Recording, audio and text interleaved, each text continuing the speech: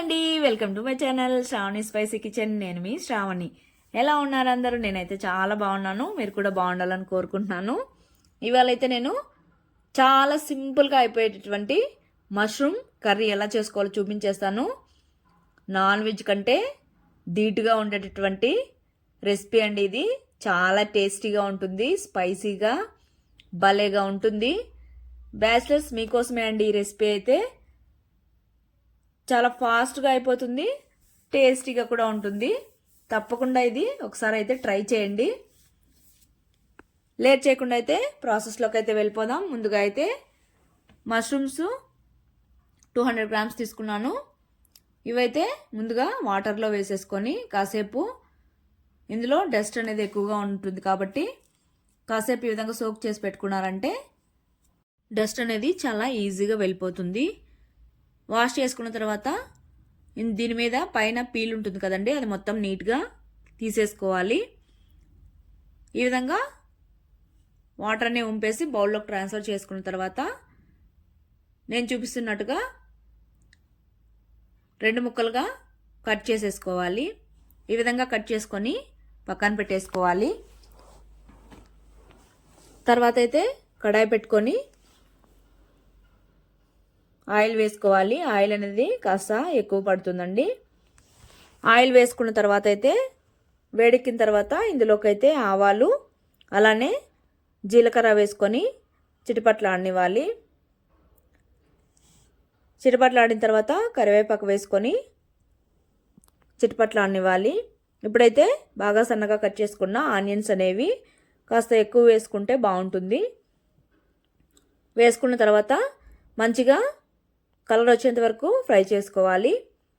ఈ విధంగా కలుపుతూ ఉండాలి.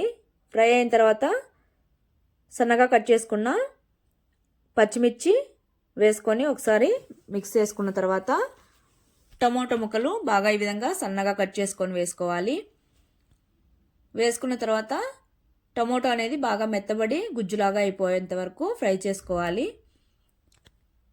ఇందులోనే సాల్ట్, పసుపు వేసుకొని ఇంకాసేపు ఈ విధంగా ఫ్రై చేసుకున్నామంటే టమోటో అనేది బాగా సాఫ్ట్గా కుక్ అయిపోయి గుజ్జులాగా అయిపోతుంది.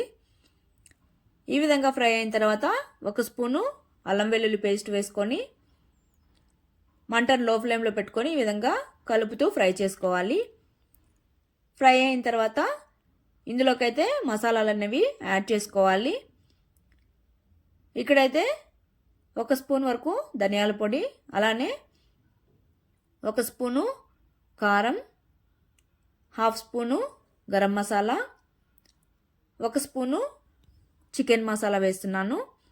వేసుకొని మొత్తం మసాలాలంతా పచ్చివాసన పోయేంత వరకు అడుగు మాడకుండా మంటను లో ఫ్లేమ్లో పెట్టుకొని ఈ విధంగా కలుపుతూ ఆయిల్ సెపరేట్ అయ్యేంత వరకు ఫ్రై చేసుకోవాలి. ఈ విధంగా ఫ్రై అయిన తర్వాత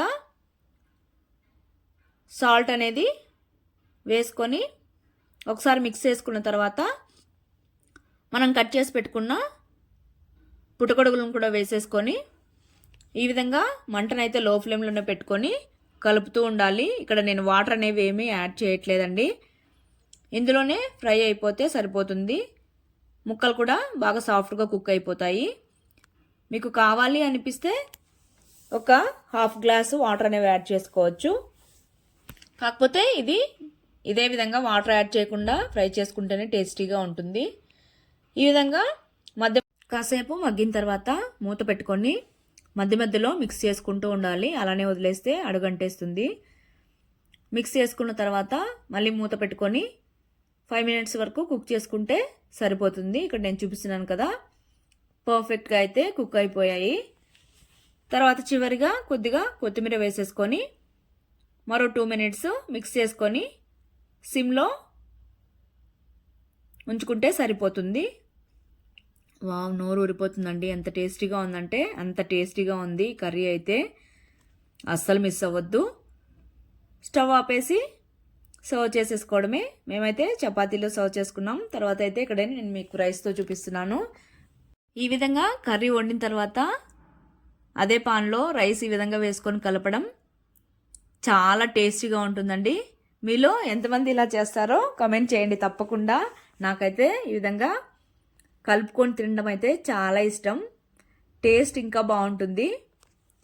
చాలా వేడిగా ఉండడం వల్ల గరిటెతో కలిపేసాం, కానీ చేతితో కలుపుకొని ఈ విధంగా ఒక పుట్టగొడుగు తీసుకొని ముద్ద చేసుకొని నోట్లో పెట్టుకుంటే ఉంటుందండి, అదిరిపోతుంది. అంత టేస్టీగా ఉంటుంది. తప్పకుండా అయితే మీరు కూడా ట్రై చేసి మీకు ఎలా వచ్చిందో కామెంట్ చేయండి. తప్పకుండా అయితే ట్రై చేయండి. బ్యాచిలర్స్ మీకోసమే అండి ఈ రెసిపీ అయితే. చాలా సింపుల్గా అయిపోతుంది. నాన్ వెజ్ కంటే చాలా యమ్మీగా ఉంటుంది. Bye. Thank you for watching.